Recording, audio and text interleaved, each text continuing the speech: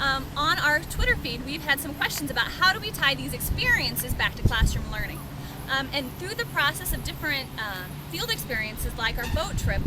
we have the students be the first-hand opinions and be out there first-hand to do something, and then we make them come back to a classroom atmosphere and actually start processing what did I learn, how did I learn it, and actually start writing their answers down in what we call their journal.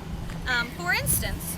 today my group actually got to go on the boat trip. Now it may look like a dolphin cruise, but during it the students are learning and classifying different animals, and then they actually learn how does the ship run. Additionally, there's a salt marsh trip and students learn about the problems facing some of the local marshes where they actually identify the problems and help try to solve it. At night, ironically, before the oil spill, or the oil leak as we're calling it now,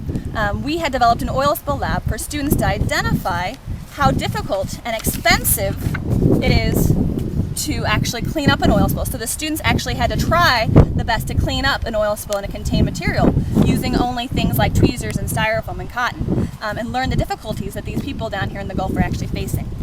During our trip to the fort, students learned firsthand from a reenactor about what life was like in a fort, and then they actually stopped, thought about it, and wrote a letter home